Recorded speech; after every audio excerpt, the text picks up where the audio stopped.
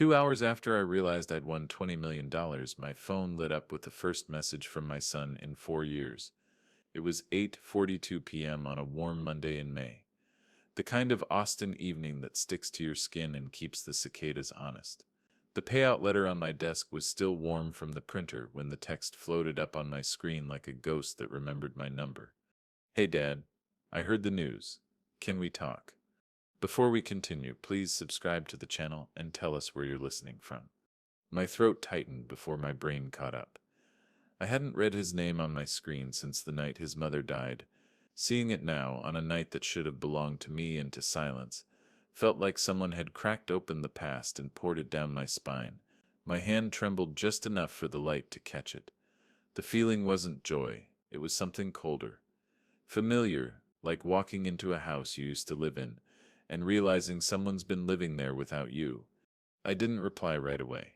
I set the phone face down on the oak desk and looked again at the letterhead. Texas Lottery Commission, prize payment confirmation, my name spelled correctly for once. The numbers were bolder than my pulse, $20 million. I'd printed 2 copies, one for the fireproof folder, one to hold while I tried to feel something like happiness. But joy has a sound. This moment didn't. Instead, the house fell into that peculiar quiet where every creak sounds like a warning. On the study wall, the hidden panel covering my safe seemed louder in its silence, like the grain of the wood was trying to speak. In the corner, the little green camera light blinked its steady heartbeat, catching an empty chair, an empty rug, an empty doorway. I picked up the phone again. The message hadn't evaporated. I scrolled up out of habit 2017. The last word he'd sent me was no. I'd texted him from the hospital parking lot at 2:12 a.m. It's time. Come now. He'd replied 6 minutes later. No. Then silence. Then 4 years of it. I snapped a photo of the screen the way I photograph receipts, habit, not sentiment, and printed it. The printer coughed it out like a witness taking the stand. On the kitchen counter, I opened the leather ledger my wife used to keep in the drawer by the stove. There are grocery lists in there that still smell like her hand lotion. Milk, eggs, bread, April 2013, frozen in time. I slid the printout beneath a new tab labeled May 2021 and underlined the date twice. The pen dug a groove into the page. I wrote, 8:42 p.m. text received from Evan. Hey Dad, I heard the news. Can we talk? I didn't reply. Not that night. I made coffee I wouldn't drink. I checked the locks like a priest checks relics. Front door, back slider, side gate. The deadbolt snicked into place, cool against my knuckle.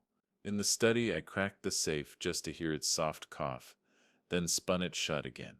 Ritual without audience. Can we talk? He asked. On Tuesday, May 18th, he came anyway. The Ring doorbell caught him at 5:42 p.m. The camera chirping the way it always does, giving me a portrait of a man who used to call me Dad without flinching. He had his mother's smile in that frozen frame, broad, earnest, but hers never had calculation behind it. I stood in the hallway, my heart knocking once against my ribs before I opened the door. The sound of his boots on the porch boards carried through the wood like a heartbeat that wasn't mine.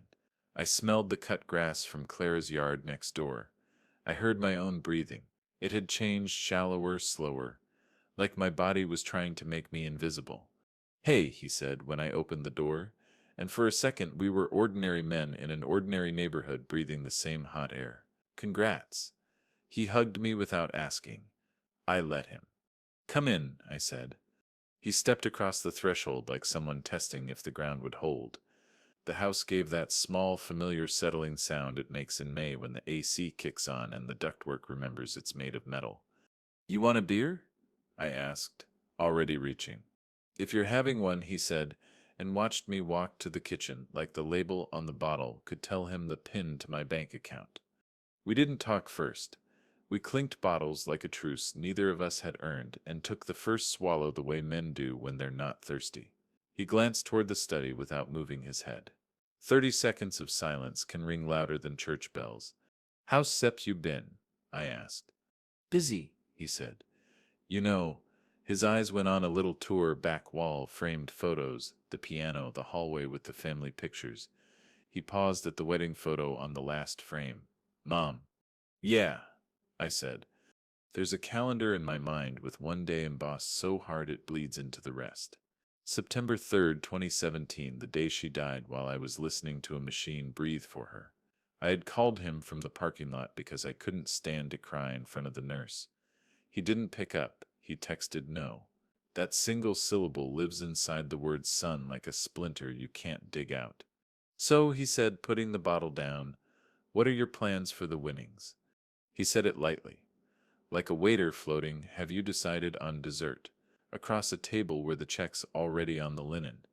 The word plans didn't just hang in the air, it aimed itself like a dart at my chest. I was thinking I set fix the roof over the guest house. I said, that pitch collects water. That set's good, he said. He swallowed, then smiled like we were sharing a joke, only he got. But I mean, long term. Have you thought about how to structure it? Like, are you going to open a joint account? Or, I don't know. Make sure nobody takes advantage. The way he said nobody tried to include me. I noticed he didn't say we. I took another drink and leaned against the counter. The label was damp in my palm. I've got time, I said.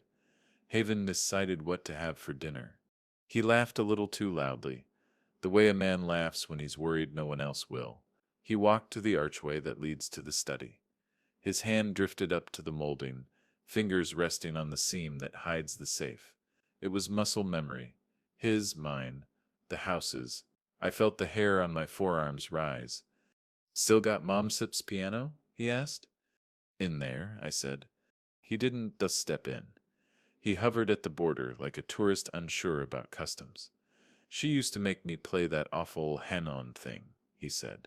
The scales. She said it builds the muscles you don't see, I said. Yeah, he replied, then steered us back to the point. So, Dad, I know we've had time, but I was thinking maybe this is a good moment for us to figure stuff out. Plan. Make sure you separate protected, and I sip him, not left out. There it was. The pronoun that always weighs the most. I'm not we, not us. I wiped the condensation ring with my thumb. I set meeting with someone next week, I said carefully. Just to talk, nothing signed. What kind of someone? An attorney. He nodded like a student getting an answer right. Smart? You should. And we could talk joint accounts or beneficiary stuff, just so you don't have to worry. The word beneficiary slid across the tile like oil. I should have been surprised. I wasn't. I'd spent decades bending steel and trusting math to tell me whether something would hold. Grief weighs more than a roofline. Guilt weighs the same, no matter how you stack it. He stayed an hour. He said he was working contract gigs, a phrase that usually means there's nothing solid beneath it. He said Austin rents were a joke. He said it'd be nice to be close for a while. He said, I miss Mom. On that one, I believed him. We walked to the porch and let the sun do that golden late thing it does on a May Tuesday when the day hasn't decided whether to forgive you. When he left, the house returned to the exact temperature it had been at 5:41 p.m. And yet I was colder. I stood in the doorway and listened to the yard. A dog barked 2 houses down. Clara Benson's wind chimes tried to find a key. Through the hedge I saw her watering her tomato plants. She looked up as his truck pulled away and lifted her hand. I lifted mine. Inside, I sat in my study and watched the camera's green dot blink, blink, blink. I hit play on the doorbell feed and watched the video of him arriving, the software tracing a white rectangle around his body like a chalk outline of a moment I couldn't undo. I rewound and watched my own hands open the door. I hated how hopeful they looked. I opened the ledger and wrote another line. 5:42 p.m. Evan at the door. Asked about plans for the winnings within 11 minutes. I underlined 11. I slid the payout letter into the fireproof folder and listened for the click when the latch caught. It sounded like a period at the end of a sentence I didn't want to write. The house wasn't bigger now, it was exposed. The money hadn't bought me anything I could hold without wondering who might try to take it. I turned off the study lamp, and the camera's green eye glowed a little brighter in the dark. The only witness I had that didn't need me to explain myself. The past doesn't stalk, it texts. June arrived like a slow bruise, one of those that deepens before it fades. I spent the first week pretending nothing had changed. But silence isn't neutral. In a house that spent 4 years learning how to live without him, his voice had left a kind of echo. It hung in the air between my coffee cup and the front door. I tried to ignore it, but every sound felt louder, as if the house was warning me I'd let something in. On the morning of June 2nd, I opened the old voice memo app on my phone. Buried between a grocery list and my wife's last voicemail was the recording I'd kept even when I couldn't bear to listen to it. His final message from 2017, the one he left the day after the funeral. I pressed play. Dad, I can set do this anymore. I don't set wanna talk, don't set call. His voice had that practiced detachment. Only the young think is permanent. I set to replayed that sentence 100 times over the years like a scar I couldn't set stop tracing. But that morning I noticed something new, not in his tone, but in mine, as I whispered, "You already did." That night I checked the locks again. I'd started counting the clicks: front door, 1, side gate, 2, study door, 3. When trust erodes, routine hardens. It's not about keeping people out, it's about knowing when they came in. The next morning, June 3rd, I walked into the hallway and found him standing near the study door. Not inside, just close, like someone hovering at the edge of a confession. He turned too quickly when I stepped around the corner. "Oh, hey," he said, hands still resting on the molding. "Just wanted to see Mom Sip's piano." The safe was behind that panel, 2 inches to the left of where his fingers were. "It Sep's the same piano," I said, keeping my voice steady. "Nothing Sep's changed." His smile stretched but didn't reach his eyes. "Yeah, just missed it." I didn't confront him. I didn't need to. People reveal themselves when they think they're not being watched. Instead, I nodded, walked past him into the kitchen, and wrote the time down on a sticky note. 9:17 a.m. That note would end up in the ledger by nightfall. Everything did. By noon, I called a locksmith. $420. Rekeying the house, new bolts, new code on the study. I signed the receipt, folded it in half, and slipped it into the back of the leather ledger behind the May 2021 tab. My wife once kept grocery receipts there. Now it held a growing paper wall between me and my son. When Clara saw the locksmith van in the driveway, she leaned over the hedge and asked, "Something happened?" "Just a little extra security," I said. She gave me a look only someone who's lived next door for 30 years can give, half concern, half knowing. Claire is the kind of neighbor who remembers the sound of your old truck even after you've sold it. She'd watched Evan grow up. She was also the one who'd stood on my porch in 2017 when no one else did. That afternoon, I noticed him outside again. He paced near the curb, phone pressed to his ear, whispering. I couldn't catch the words, but the tone was unmistakable. The clipped rhythm of someone reporting, not talking. I stepped out onto the porch. The boards creaked. He turned, startled, then raised a hand like nothing was wrong. "Just making a call," he said. I nodded, but my eyes caught the cigarette in his hand. He doesn't smoke when he's relaxed. He smokes when he's scheming. He gets that from me. That night I sat on the porch, cigarette between my fingers, listening to the kind of silence that isn't quiet. The neighborhood was breathing in long, slow exhales, sprinklers clicking on, the faint hum of air conditioners, the occasional car door thudding shut. But beneath that, my mind replayed the sound of hospital machines from that September night in 2017. The way her breathing went quiet in the corner of the room, the way his phone went unanswered, the way everything after that felt smaller. You can forgive a person for leaving, but it's harder to forgive them for never coming back. I exhaled smoke into the warm night. The porch light threw a small circle on the steps, an honest circle too small to hide in. This house had heard too many versions of silence. It knows the difference between absence and avoidance. The ledger sat open on my lap. I wrote slowly, the way I used to sign contracts after long jobs. Deliberate, permanent. June 2 played Evan's voicemail. Tone detached. June 3rd, Evan near study door. Hand on molding. Mention piano. 9:17 a.m. June 3rd. Locksmith. $420. New locks. New code. Clara observed Evan outside later, whispering on phone. Cigarette. I pressed the pen into the last line so hard the paper almost tore. But I didn't tear it. I wanted the groove there. Grooves remember things paper can't. The next evening, Clara knocked softly. She was holding a pie she hadn't planned to make. You okay, Raiden? She asked. I could sieve said yes. I could sieve said I sip sem fine. Instead, I looked at the dark patch on the porch where his boots had stood that morning and said, she tilted her head. Clara has a way of listening without asking questions. You've always known, she said quietly. Then she handed me the pie and walked away. Later, when I went back inside, the study door beeped its new code at me. Different sound, same house. The camera's green light blinked twice before settling into its rhythm. I sat at the kitchen table with the pie untouched and listened to the weight of everything I hadn't said out loud. You tell yourself family is forever, but blood doesn't keep people from standing too close to your safe. That night, I went to bed knowing something had shifted, not in the walls, not in the locks, but in me. I stopped hoping he was here for me.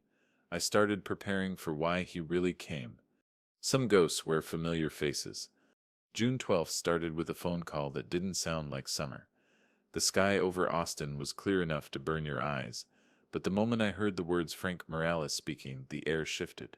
I'd kept his card folded inside the back of the ledger for 3 years, back when the lottery was still a fantasy and Evan was still a ghost. I didn't expect to return. Frank isn't the kind of man you call unless you're preparing for a war you don't want to fight. Former JAG, estate lawyer, knows where every comma in a trust document hides its teeth. I need to talk structure, I said. Big structure. Congratulations, Raiden, he replied. Like he already knew why I was calling. The kind of money that makes families show up. It wasn't sent a question. By June 20th, the trust was funded.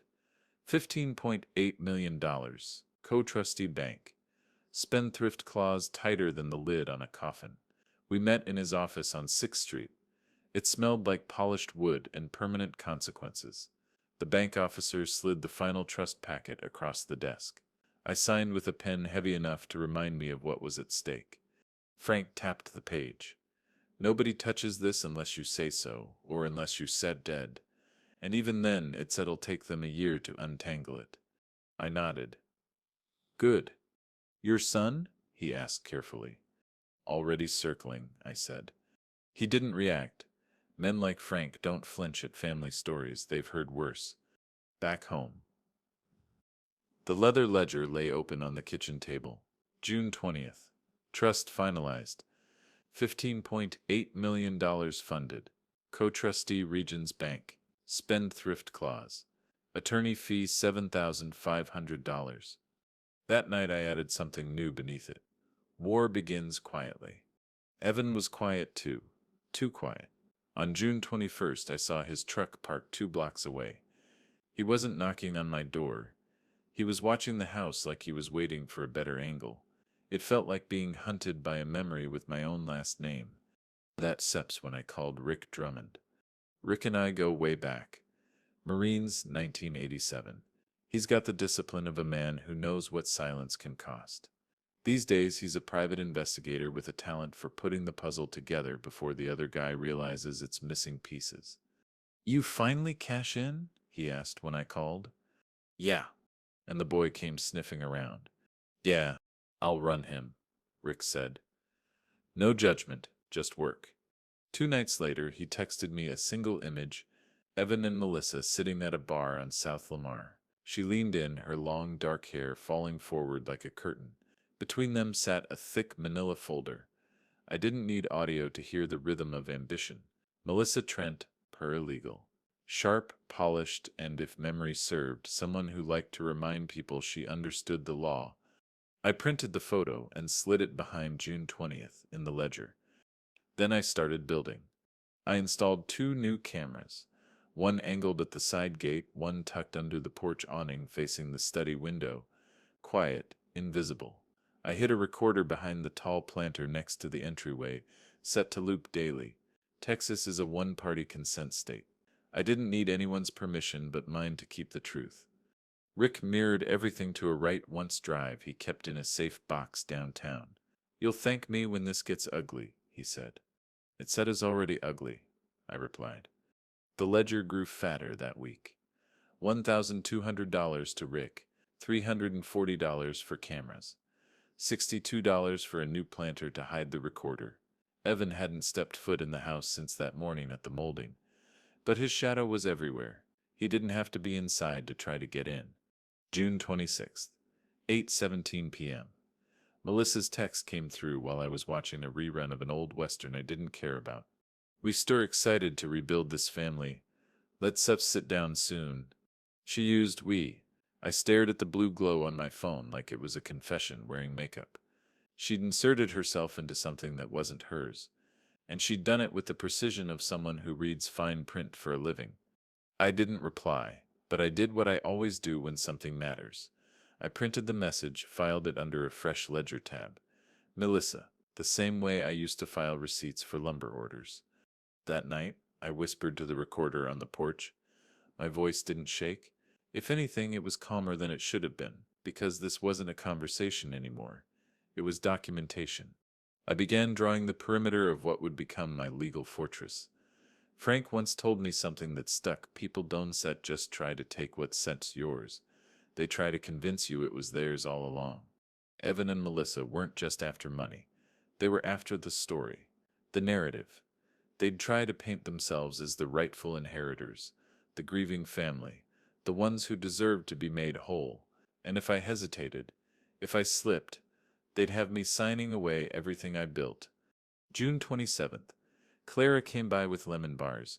She has a way of sensing when something under the floorboards is shifting. She leaned against the railing, looking at the new camera tucked near the gutter. "More security?" she asked. "Insurance," I said. She nodded slowly, her eyes narrowing, not suspicious, just knowing. "I saw him again last night, sitting in the truck." "I know," I said. She didn't say more. She didn't need to. Clara's loyalty doesn't live in gossip. It lives in quiet observation. Later that night, as I sat in the study, I thought about the woman who used to write grocery lists in the ledger. She never locked the doors. She believed in people. I believe in paper. That's the difference between the man I was when Evan left and the man I am now. The study smelled faintly of machine oil from the hinges I'd lubricated that morning. I watched the footage from the porch camera, a grainy night vision recording of my own front lawn. In it, Evan's truck sat in the distance like a wolf pretending to be tame. I zoomed in on the timestamp 10:43 p.m. I wrote it down.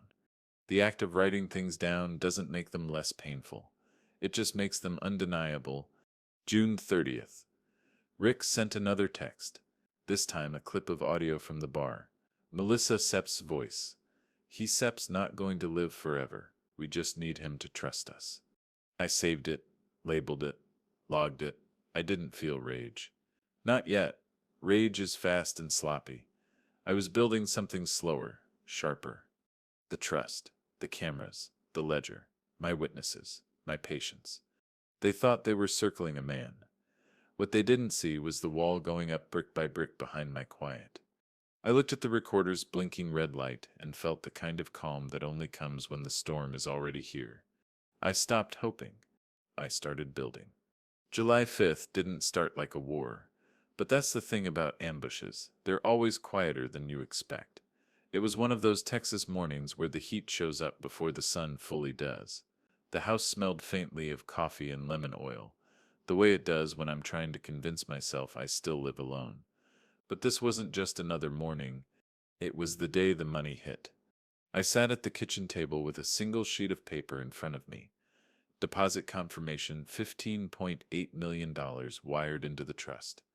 Black ink, bank logo. Legal finality. I'd spent my life measuring loads, estimating steel weights, calculating what things could bear before they buckled.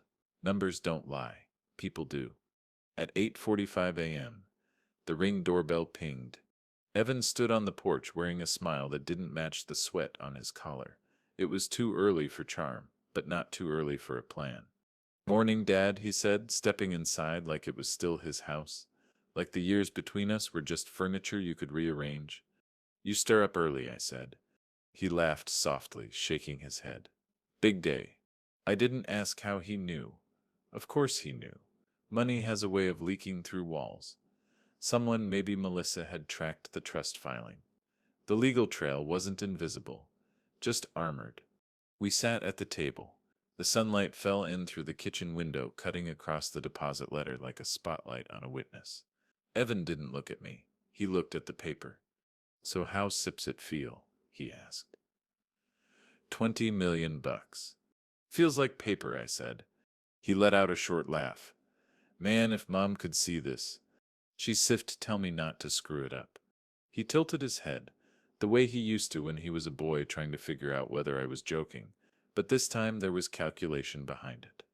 "You know, Dad," he started carefully, "I've been thinking, I mean, this is a lot. And you know, family should be part of this." "Family?" I repeated, letting the word hang between us. "Yeah. I mean, it just makes sense, like joint accounts, or I don't know, no, just making sure it sits handled together. I could help. You don't have to carry everything alone." There it was again. The pitch dressed up as concern. I leaned back in the chair. I said, "Got it handled." "I know," he said quickly. Almost too quickly. "But like Melissa Sep's good with legal stuff, right? She knows this kind of thing. She could help you with, I don't no, trust management, beneficiary updates, stuff like that." His voice was sugar, but the sentence structure was strategy. I didn't answer. Instead, I stood up, walked to the coffee pot, poured a second cup I didn't need, and let the silence work for me. I'd learned this trick on job sites and in depositions alike. Silence makes people overplay their hand. Evan filled it for me. "Look," he said, "I meant not asking for anything crazy. I just want to make sure we stir secure together." Secure together. Words dressed like family but hiding signatures underneath. I turned, coffee in hand, and watched him stare at the safe wall again. That subtle glance, the same one he'd made weeks ago when he claimed he was missing Mom's piano. This time he didn't bother pretending. His eyes didn't linger on the keys. They lingered 2 inches to the left. At 11:13 a.m. After he left, I walked out to the porch. The air was thick with that midday heat that makes your skin itch. That's when Rick's text came through. A single line. "South Lamar, bar, 10:52 p.m. Then a photo. Melissa, sitting with another woman from the firm, laughing too loud. She held up her phone like she was showing off a prize. The caption Rick sent with it said everything. "Once he signs, we set for life." I printed the text, the photo, the timestamp. June tab, new section, Melissa. Intent. I'd spent years writing measurements in blue ink. Now I was writing motives. At 5:30 p.m., Evan came back, 2 6-packs in hand. Porch beer, nostalgia as a weapon. "Thought we could talk," he said.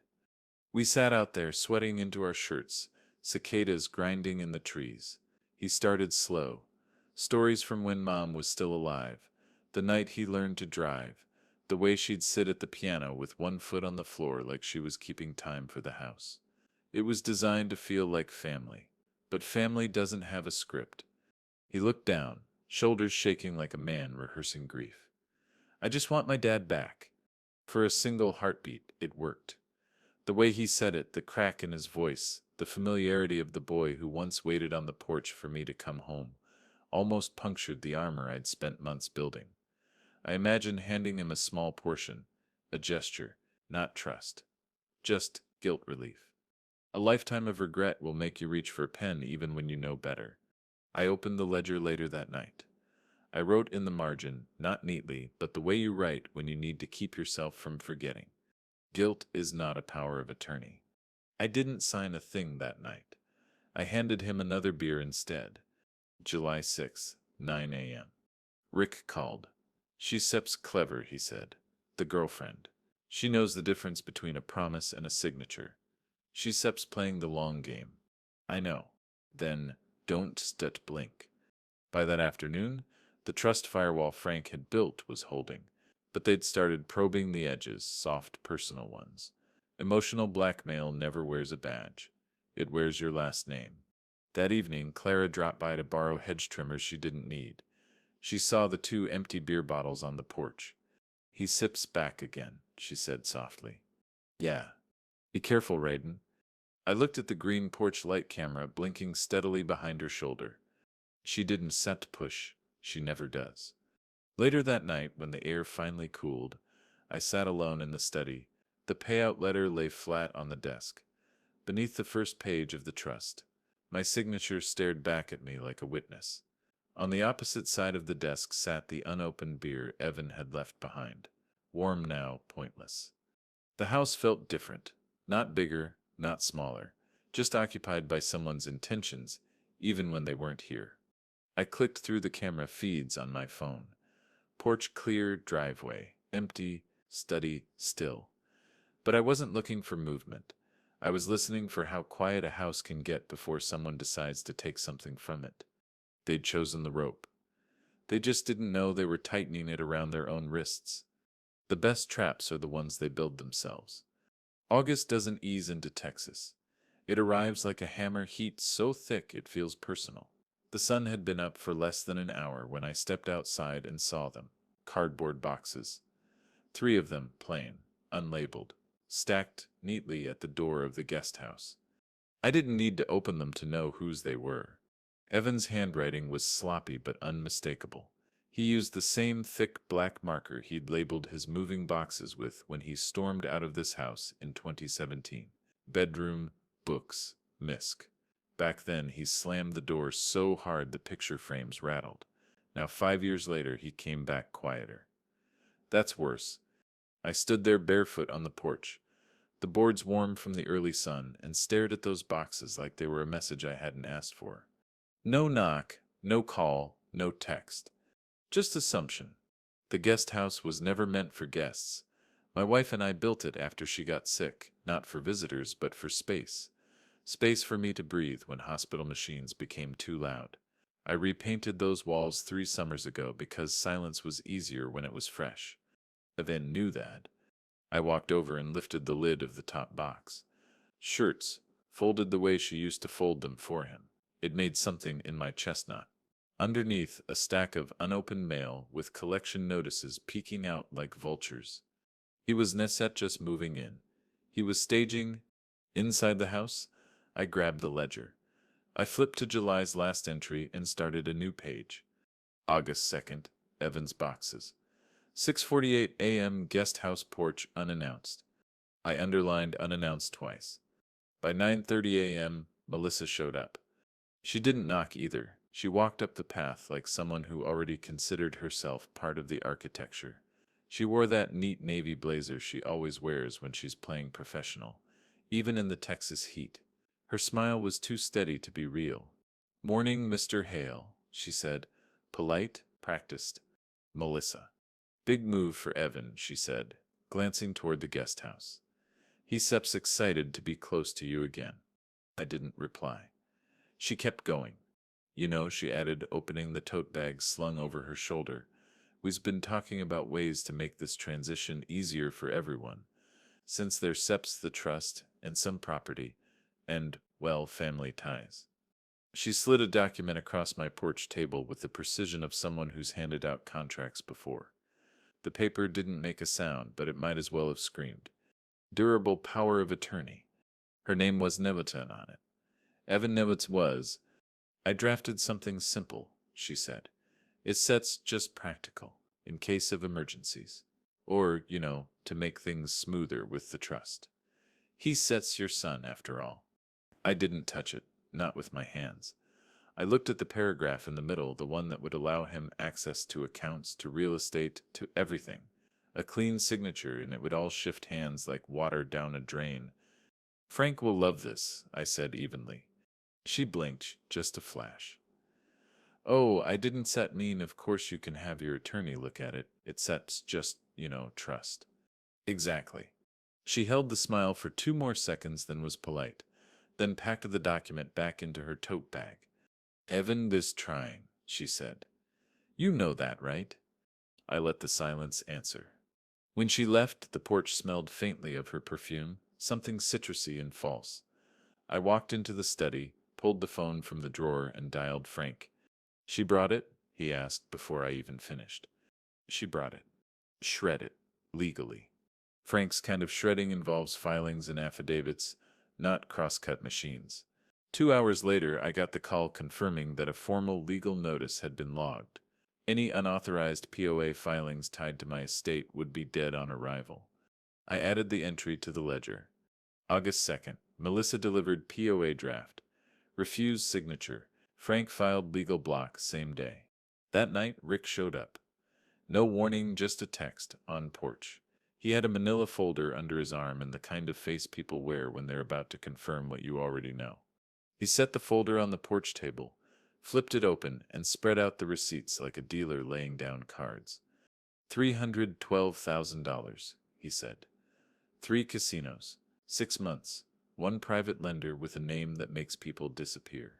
Evan's debts weren't theoretical. They were signed, stamped, and very real. I stared at the receipts. It was all there. Loan statements, withdrawal slips, photos of casino entrances, dates that painted a picture he thought no one would ever see. Rick didn't look at me. He didn't let me to. They sift your counting on your guilt, he said finally. They think you still bail him out before the wolves smell blood. I didn't say anything. I just reached for the ledger and started writing. August 2nd, Rick evidence of $312,000 gambling debt, casinos and lender.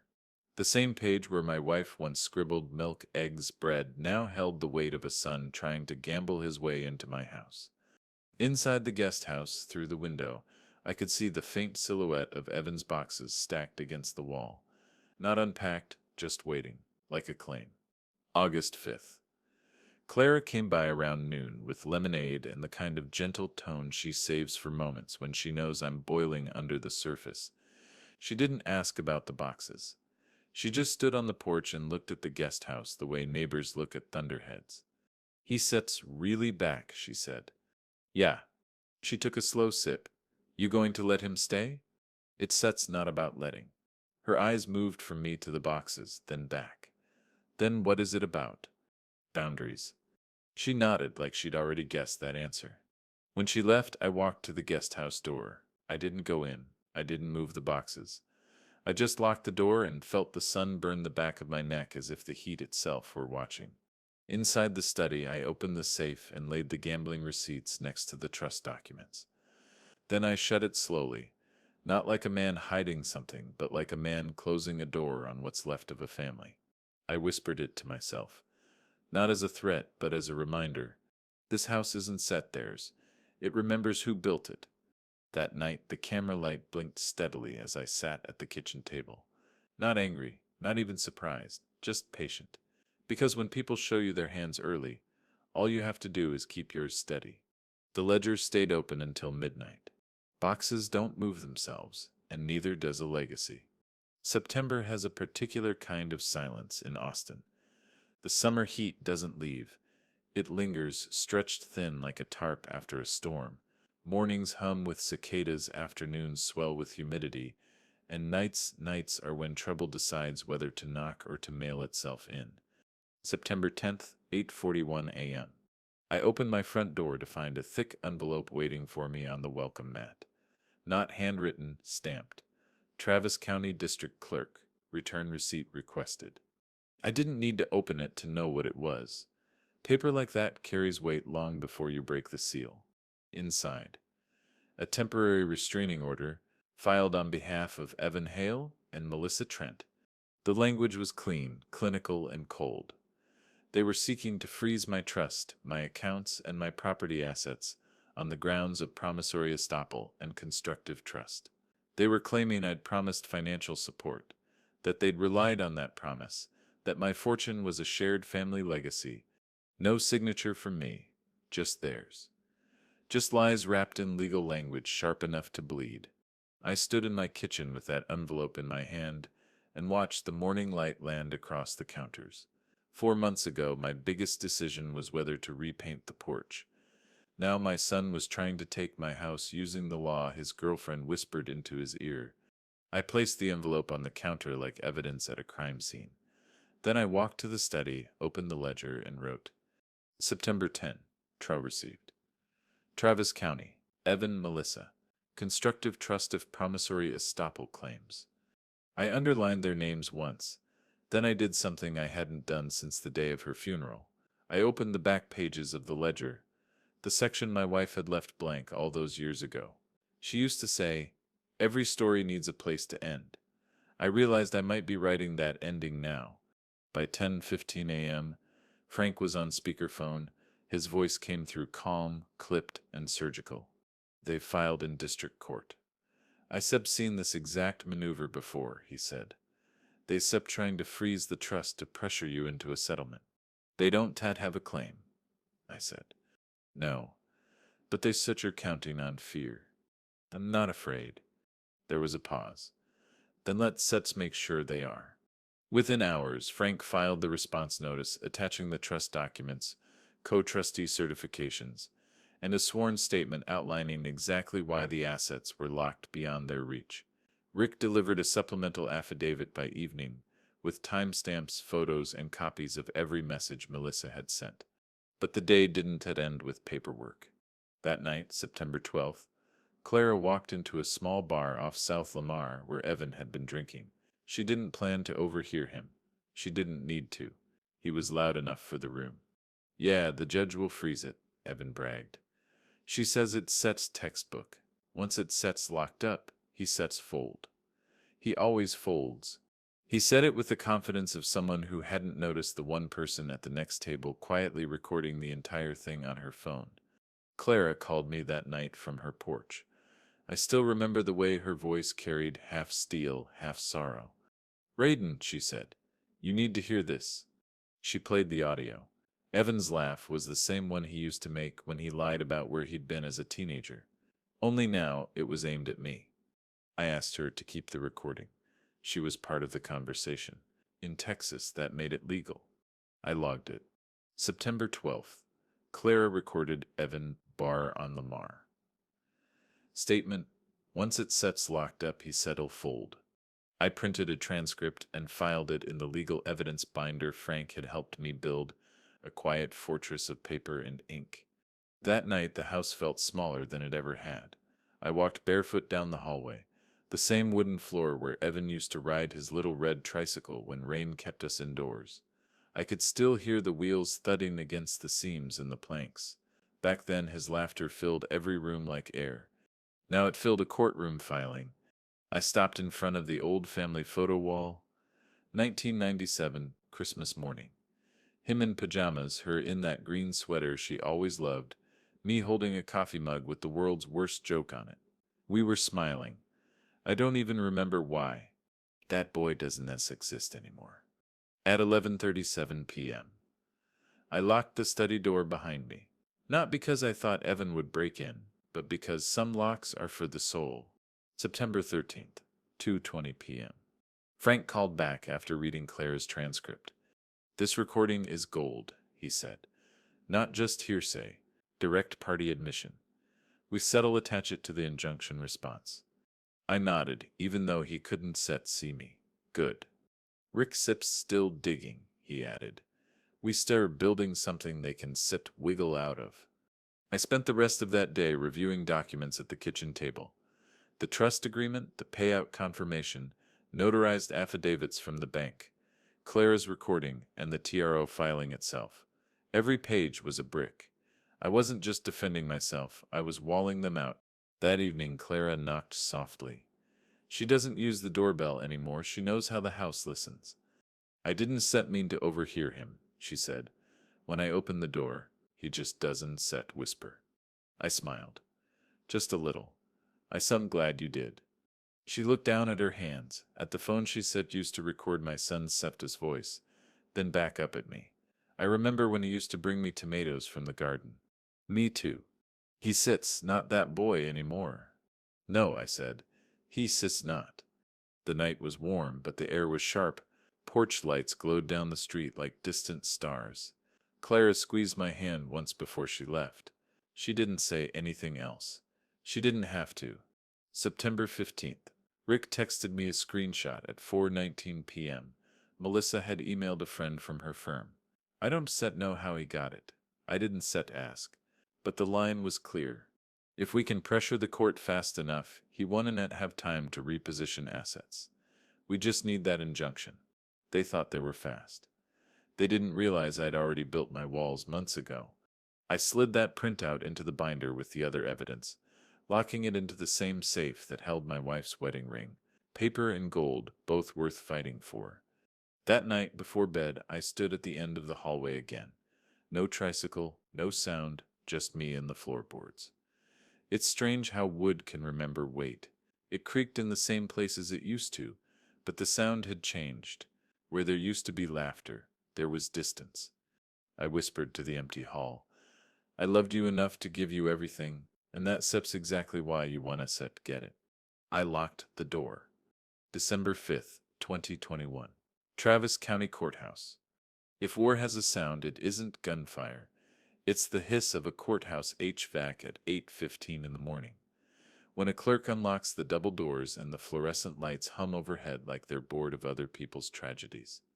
The sky outside was a gray smear, the kind that doesn't cry but wants to. I wore the same dark suit I wore to my wife's funeral. It didn't fit quite the same. Things rarely do after you bury someone you loved and watch someone you raised try to bury you. I stood at the foot of those courthouse steps, holding a leather briefcase that wasn't really a briefcase. It was a vault inside the trust documents. Bank affidavits, Melissa's text messages, Rick's surveillance photos, Clara's recording, every receipt, every date, every ledger page. Evidence isn't a shield. It's a blade you draw slowly. The courtroom smelled like old wood, paper, and the ghosts of other families.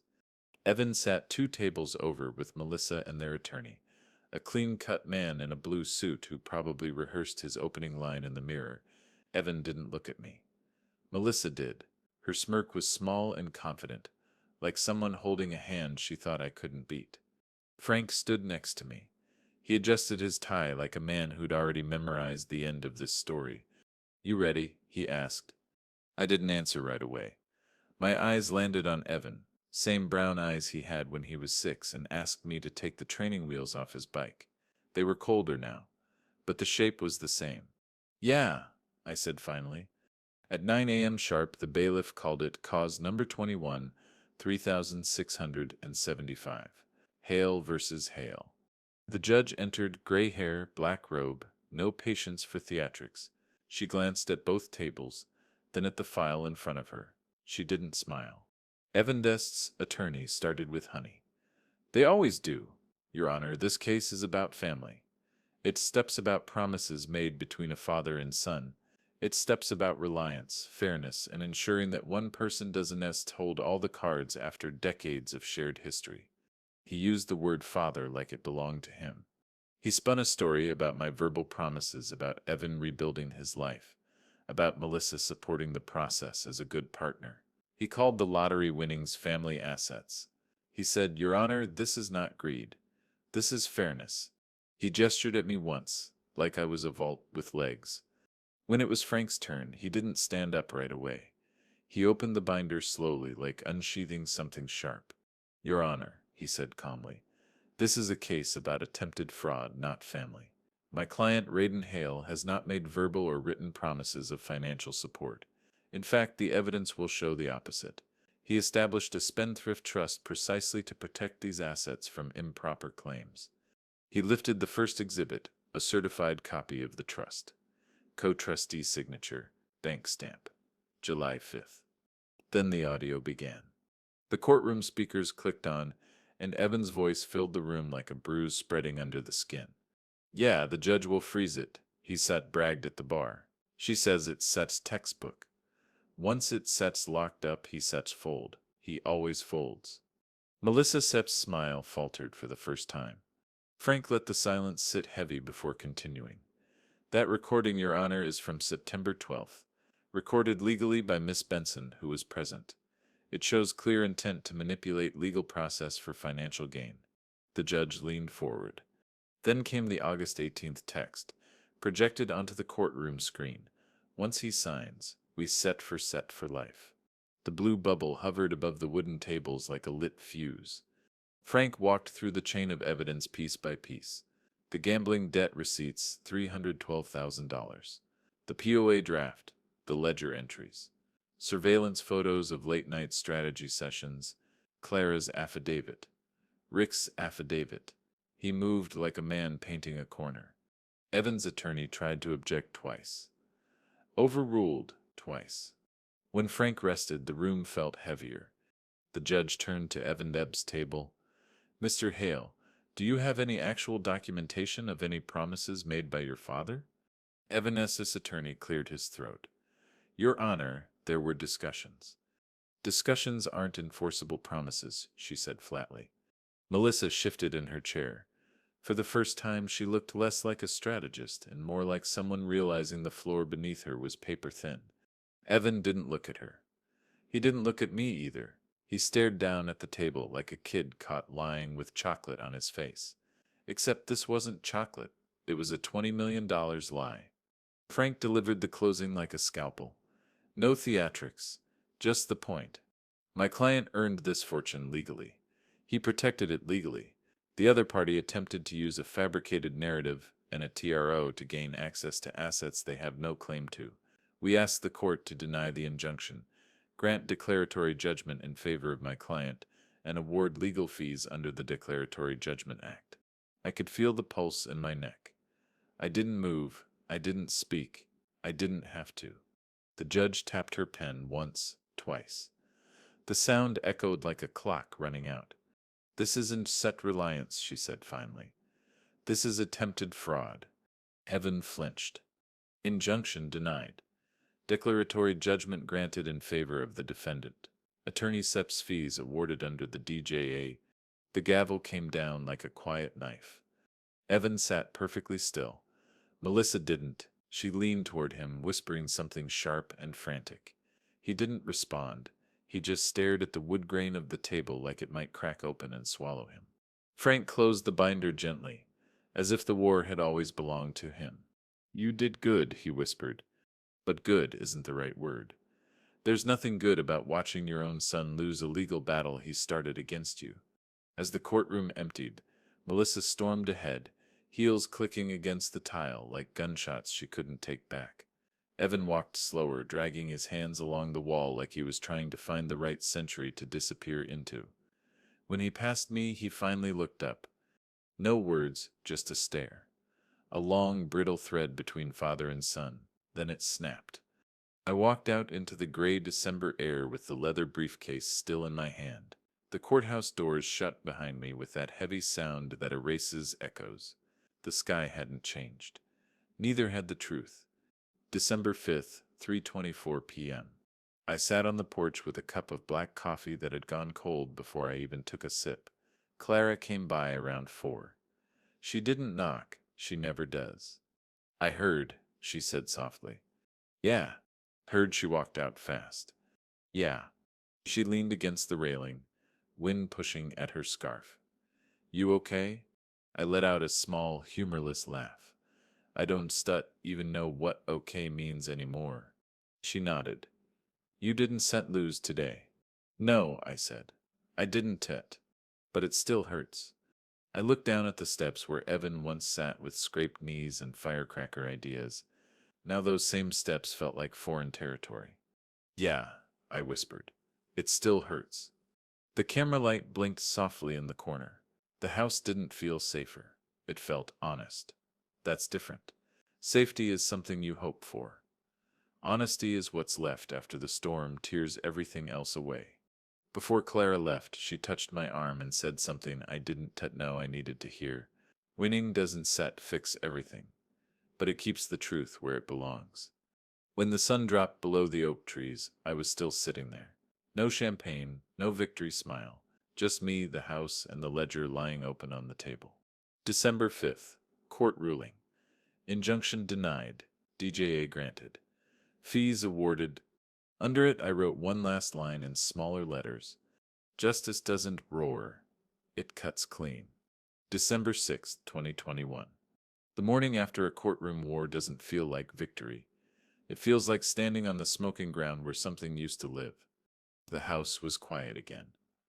Almost too quiet. I woke at 5:12 a.m., not because I couldn't sleep, but because silence has its own alarm clock. The heater kicked on with a low groan. A thin fog hung over the lawn, rolling between the oak trees like it was looking for someone who wasn't here anymore. I stepped onto the porch in my robe and bare feet, holding a mug that said "World's Okayest Dad." Evan bought it for me when he was 12. Back then he'd thought it was hilarious. Now it just felt like a cracked relic from a time before lawyers and affidavits. His truck was gone. Not just gone, erased. The tire tracks on the gravel were the only proof it had ever been there. No boxes in the guest house. No sound, no engine, no presence. Like a storm that doesn't say goodbye, just takes what it can and disappears. On the front mat, half tucked under a boot print, was a folded piece of paper. No envelope this time, just the handwriting I'd recognize anywhere. You didn't have to destroy me. No name, no explanation, just that sentence. I held the note between my fingers. It felt lighter than paper should. I didn't crumble it. I didn't keep it either. I laid it on the porch rail, let the morning dew start to bleed the ink, and watched it curl at the edges as the sun came up. By 8:30 a.m., I got the first call from Frank's office.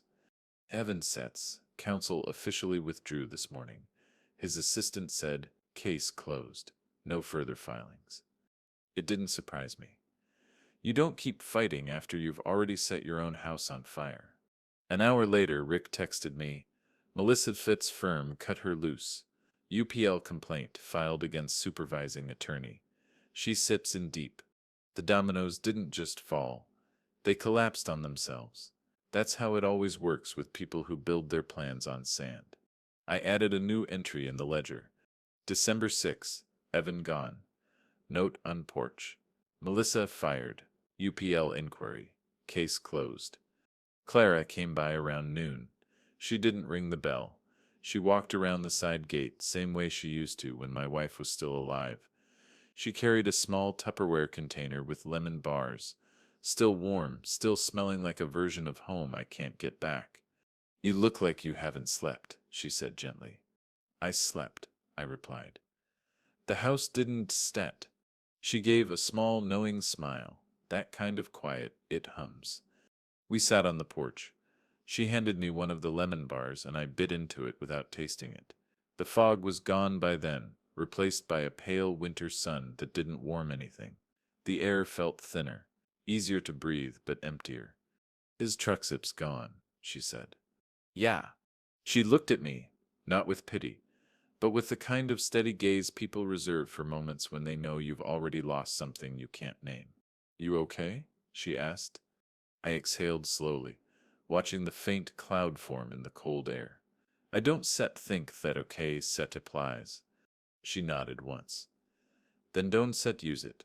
I looked at the porch steps where Evan used to sit on summer nights, barefoot, tossing bottle caps into the yard like he had the world figured out.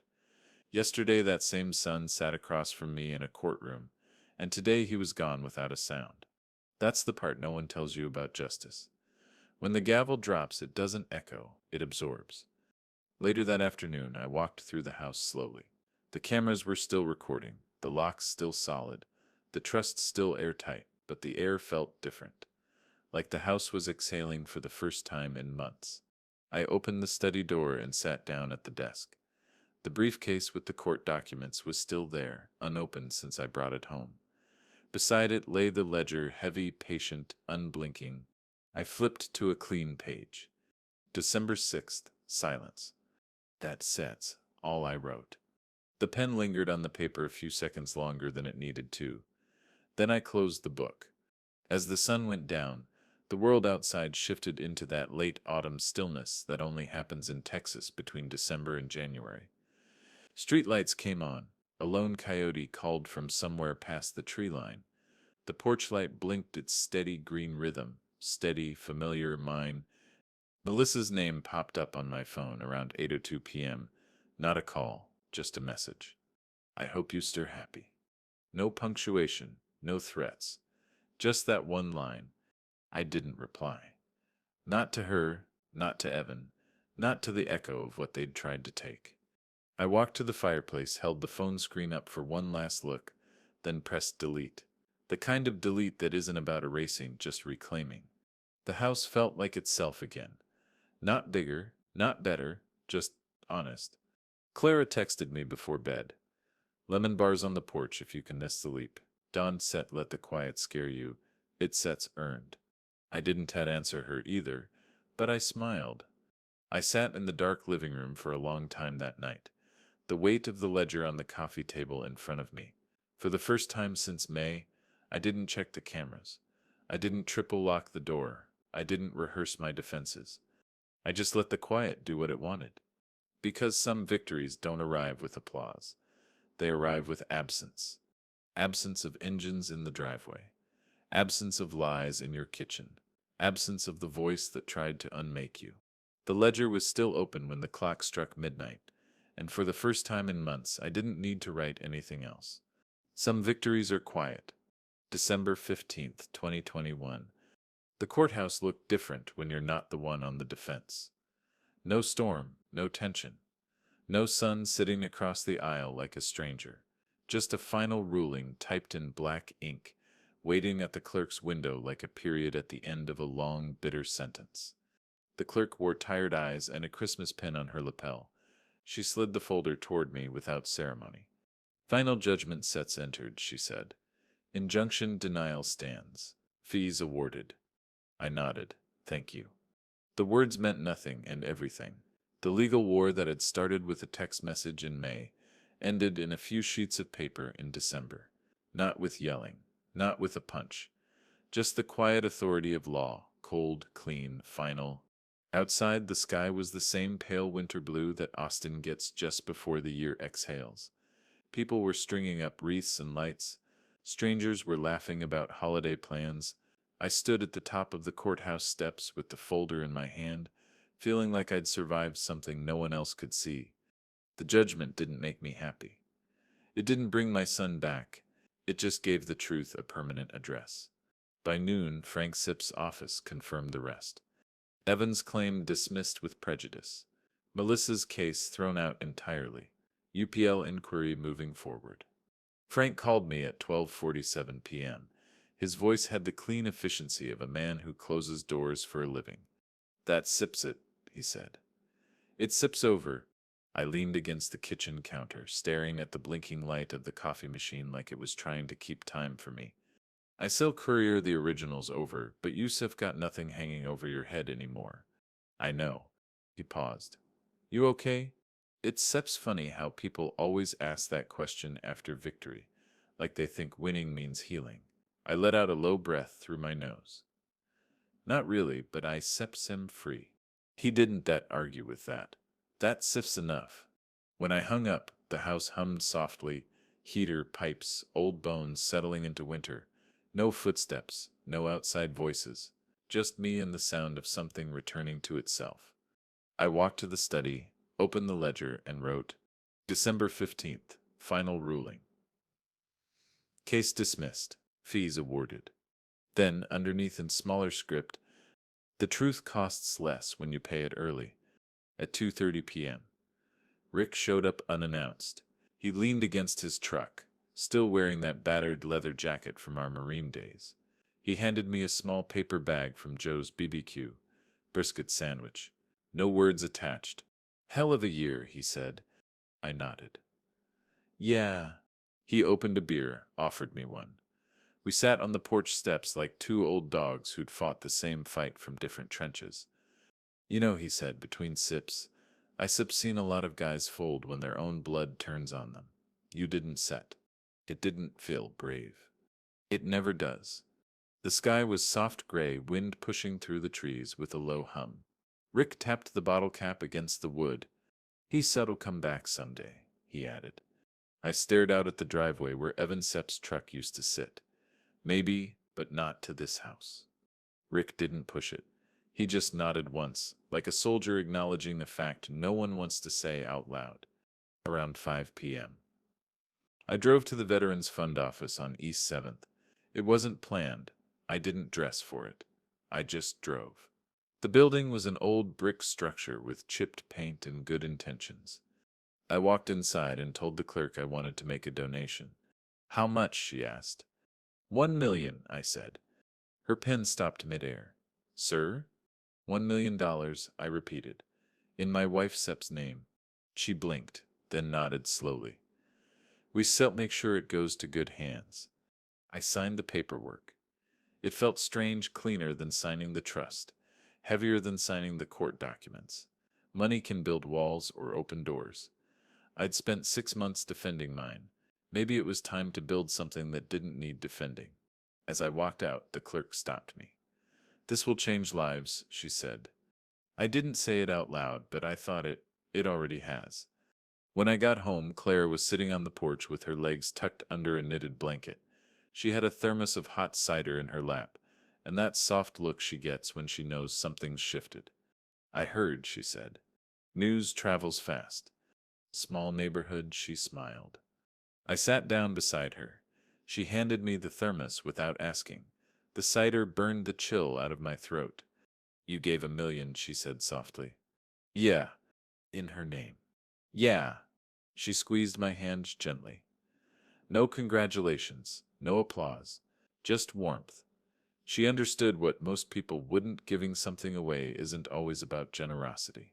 Sometimes it's about reclaiming the parts of yourself you thought were gone. We sat there as the wind moved through the bare branches. The porch creaked like it had all summer, but tonight it didn't sound like a warning. It sounded like home exhaling.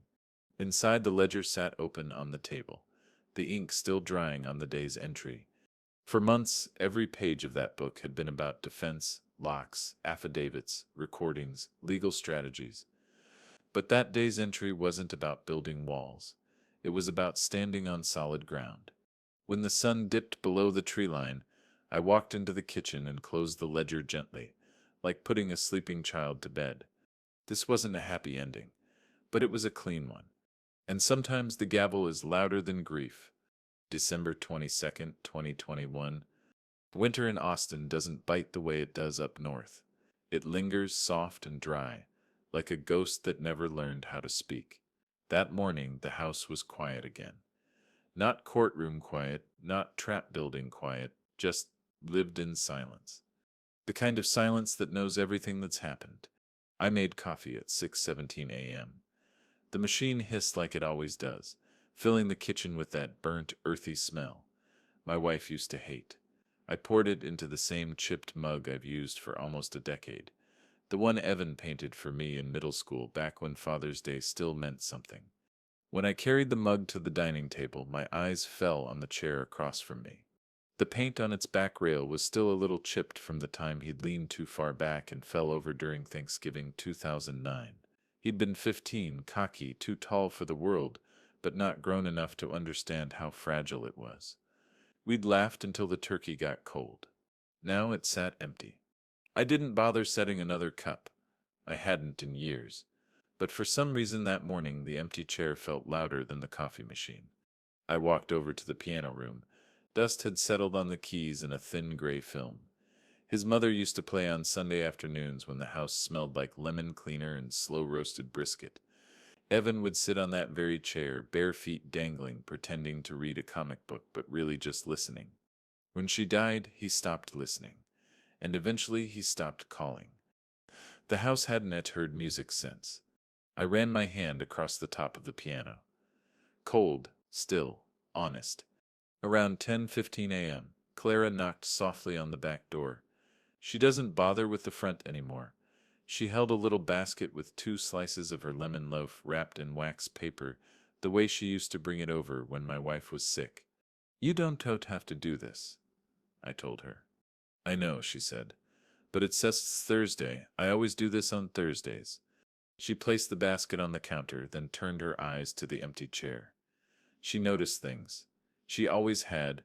Feels different in here, she said gently. Yeah. You won, she reminded me. I let out a low breath, one of those tired exhalations that has more weight than words. I kept what sips mine. She tilted her head, the faintest trace of a smile tugging at the corner of her mouth. But it isn't set. She stayed for a cup of coffee. Just long enough for the sound of another human breathing to fill the air, but she didn't stay long. She's always known when to leave the quiet alone. After she left, I sat at the table again. The chair across from me stayed empty, the piano stayed silent, and for the first time in a long time I didn't feel the need to check the cameras or the locks. I felt the weight of what was not here. Around 1:42 p.m., I opened the ledger to a fresh page.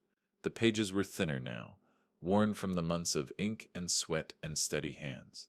I wrote at the top, December 22, Evansep's chair, and below it in smaller letters, some things you don't still lose. They just stop coming home. The ledger sat open beside me as I walked through the house, tracing the old paths of what used to be his room, the piano, the study hallway. None of it had changed. Only the air around it had. I walked out onto the porch around sunset. The light was that late December gold, the kind that slants low and warm even as the air chills your fingers. I pulled the wool blanket she knitted years ago over my shoulders. She made it the year before she died, sitting right here on this porch, humming some off-key tune while Evan teased her about her grandma hobby. I thought about the version of him who existed before the gambling debt, before the court filings, before Melissa and her slick legal talk. The version who used to leave hand-drawn birthday cards on the porch steps. The version who thought home was a forever thing. I whispered to the porch rail, I didn't set lose you, Evan. You gave me away. The wind shifted. The oak trees rustled softly. It didn't answer. It didn't need to. Later that night, the house carried the kind of silence that doesn't demand anything from you. I walked through the hallway barefoot, past the old tricycle scuff marks in the floorboards, past the photo wall, past the study where the ledger lay open like a quiet witness. I turned off the porch light. For months that light had been a boundary, a silent reminder that not everyone who shares your blood shares your home. But tonight it wasn't said about boundaries. It was about what remained. I sat in the living room, wrapped in the wool blanket, the sound of the heater filling the empty spaces. The piano waited in the other room like a ghost that had made peace with itself. Evan's chair sat in its same place, quietly defiant in its emptiness. You learned something. Standing in the wreckage of what used to be a family, justice doesn't rebuild a home. It just locks the doors that should have never been opened. And yet, sometimes locking a door is the most honest kind of love. I let the night stretch long, unhurried. No porch camera checks. No message notifications.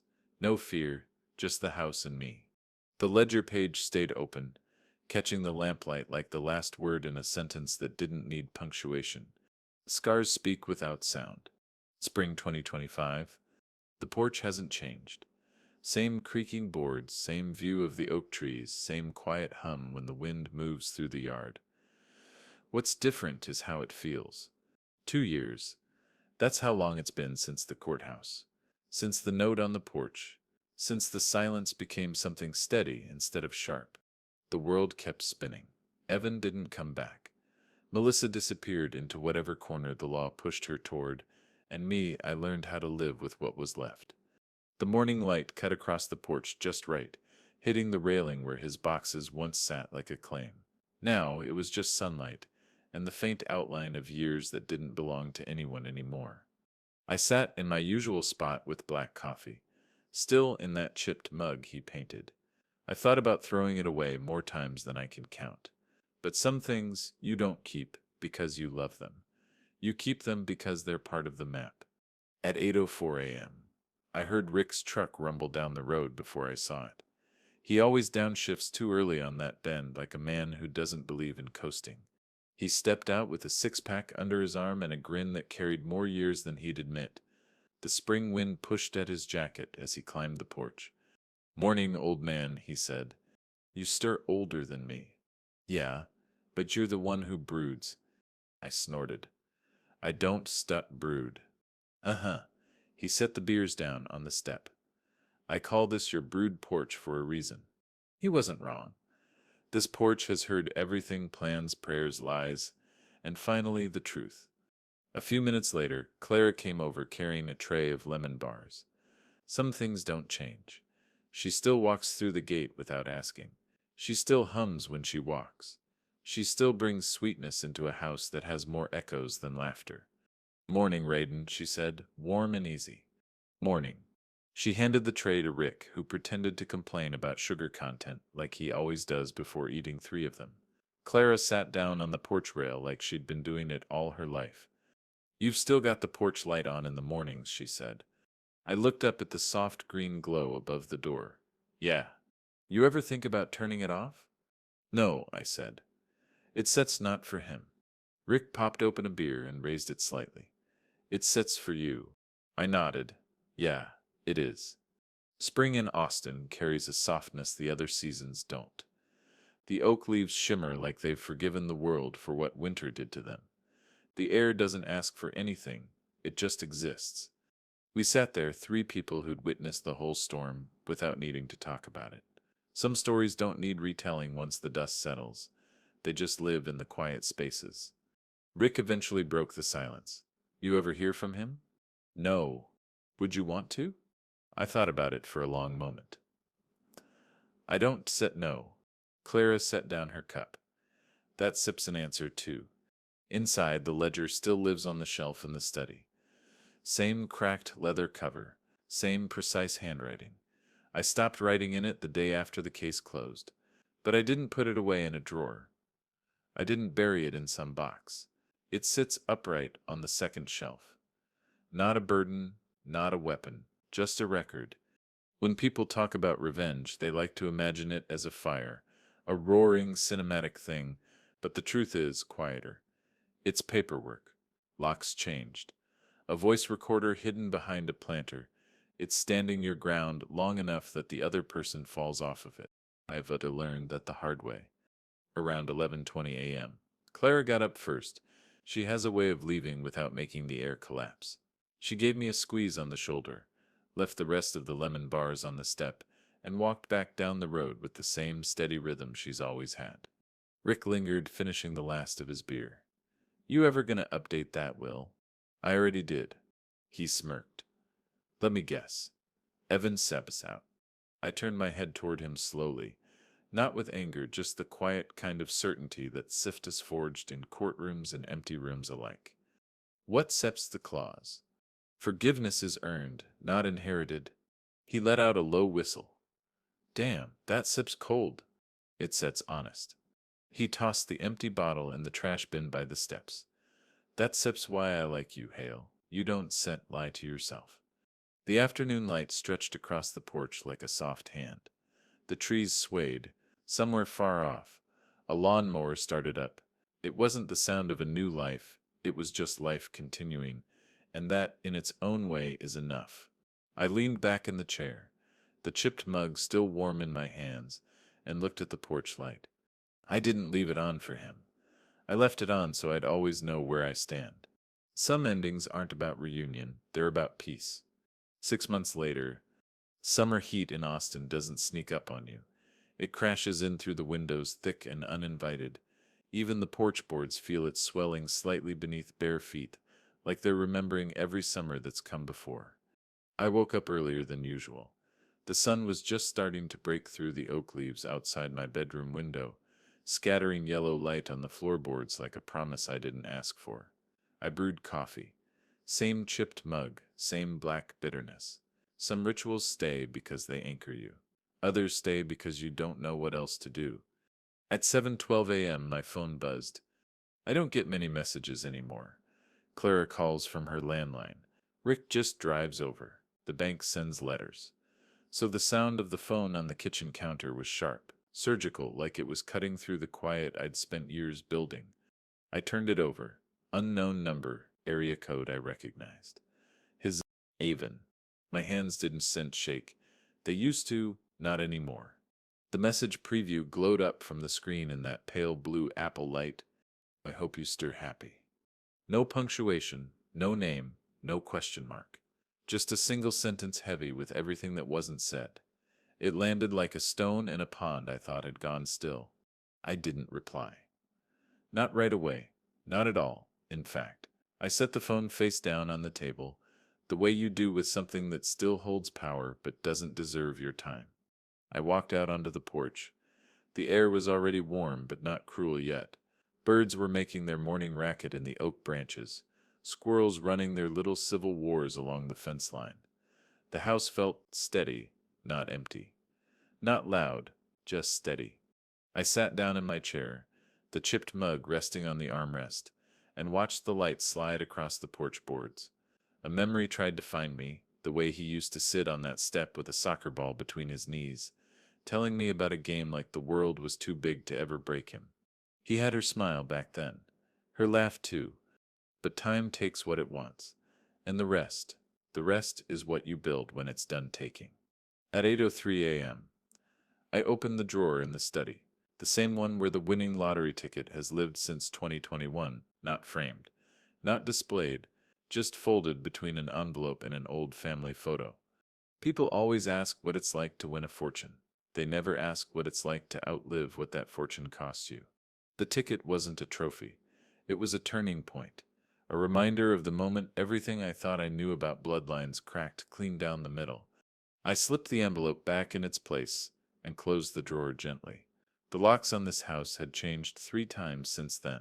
The walls had heard everything: plans, anger, court filings, silence.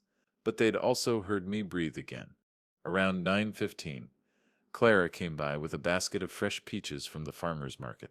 She never knocks. She just walks in like the house still remembers her footsteps. "You look like you saw a ghost," she said. "Close enough." She set the basket on the counter.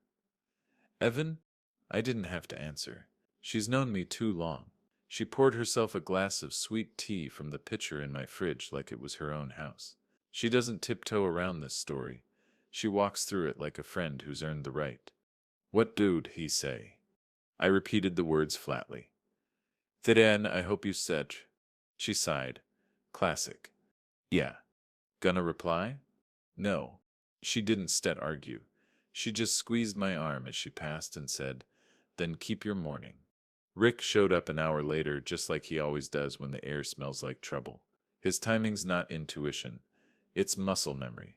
"You heard from him," he said before I could say a word. "Yeah." "And I handed him the phone with the message still on the screen. He read it once, exhaled through his nose, and handed it back. "He still thinks this story's about him," Rick said. "'Tis not." He smirked. "Exactly." We sat on the porch, not talking for a long time. Rick cracked open a beer. I stuck with coffee. The world went on, cars passing, birds arguing, sunlight creeping toward noon. At 11:42 a.m., I walked inside and pulled the ledger from the study shelf. I hadn't written in it since 2021. The leather had softened around the edges, the spine worn from the weight of everything that had been recorded. I opened to the last page. December 22. Evan Sepp's chair. I stared at the ink for a while, tracing the lines with my finger like touching an old scar. Then I flipped the page and wrote, June 18, 2025, text message. "I hope you're happy, no reply." And below it, in smaller handwriting, "Revenge doesn't end with fire. Sometimes it ends when the other person finally realizes they've been talking to a locked door." I closed the ledger carefully and set it back on the shelf. Not as a weapon, not as armor, just as history. The porch waited. The air outside had shifted from soft to thick.